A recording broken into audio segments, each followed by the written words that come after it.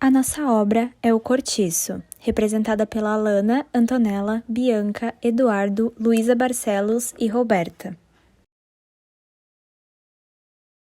A obra acompanha inicialmente a trajetória de enriquecimento de João Romão, que é dono do cortiço que dá título à obra, da pedreira e da taverna.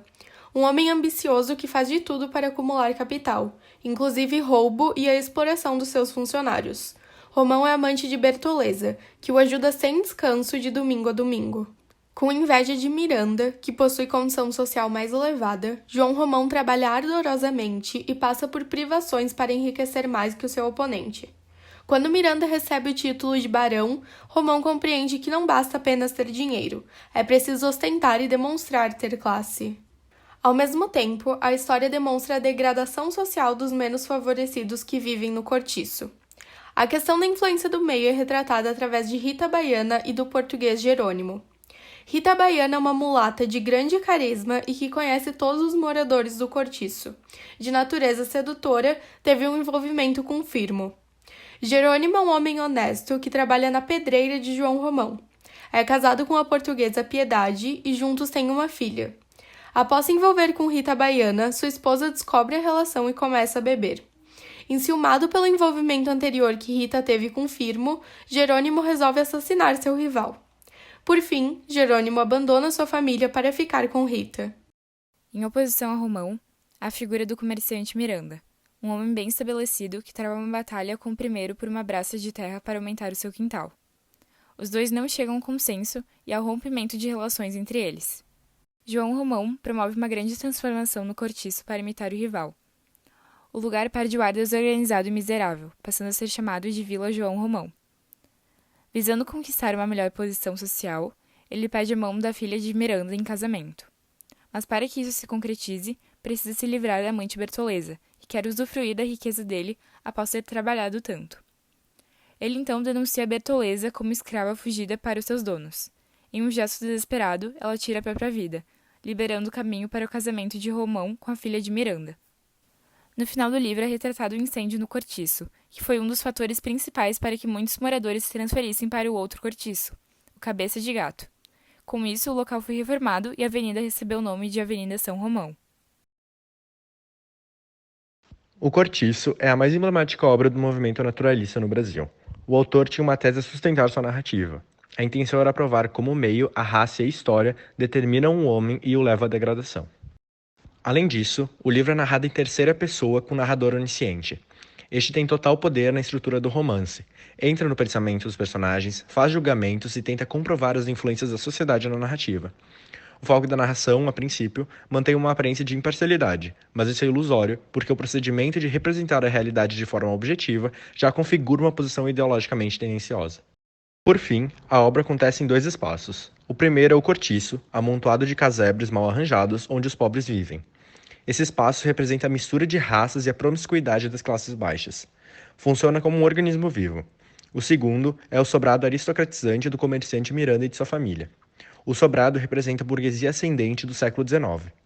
Esses espaços fictícios são enquadrados no cenário do bairro de Botafogo, explorando a exuberante natureza local como um meio determinante. Dessa maneira, o sol abrasador do litoral americano funciona como um elemento corruptor do homem local. O personagem principal é feito pelo João Romão, que é um português dono do cortiço, da venda e da pedreira, que representa o capitalista explorador. Bertoleza é escrava e amante de João Romão, para quem ela trabalha como uma máquina. O Miranda é o português burguês casado com Estela, que vive em um sobrado ao lado do cortiço. Ele tem um casamento infeliz, que se mantém apenas por razões financeiras. Estela é a esposa infiel do português Miranda. A Zulmira é a filha de Estela e de Miranda, além de ser esposa de João Romão, que busca ascensão social através do casamento. O Jerônimo é o português que administra a pedreira de João Romão, e também tem um caso com a Rita Baiana. A Rita Baiana é uma mulata sedutora que vive no cortiço. Tem um caso com o Firmo e mais tarde se envolve com o português Jerônimo. Piedade é a esposa de Jerônimo, que ao descobrir sua traição com Rita Baiana, entrega-se ao alcoolismo. Capoeira Firmo é o amante de Rita Baiana e é morto pelo português Jerônimo. Pombinha é a moça bonita, discreta e educada, e por influência começa a se prostituir. E por último, o Libório, que é o habitante miserável e solitário do cortiço, que vivia como um mendigo. Como o naturalismo propõe, a obra retrata a realidade da época com temas que ainda são muito atuais: a exploração humana, a desonestidade, o crime e o contraste social. Era início da época industrial. Presenciava-se o trabalho escravo e a integração do trabalho assalariado com fazendas de café e outras lavouras, como uma forma de substituição da mão de obra forçada. Hoje em dia, o trabalho assalariado faz parte do dia a dia da nossa população nacional e mundial, já que o trabalho escravo foi abolido em 1888 pela Lei Áurea. A obra mistura personagens nobres com personagens mais simples, mostrando a gritante desigualdade social evidenciada no universo rico e fino do sobrado ao lado do cortiço. Os moradores do cortiço lutavam para sobreviver, enquanto os do sobrado tinham obsessão na ascensão social e o delírio de enriquecer mais e mais. Na sociedade da época, como na atual, ainda é presenciado uma degradação social das pessoas que possuem uma baixa condição financeira.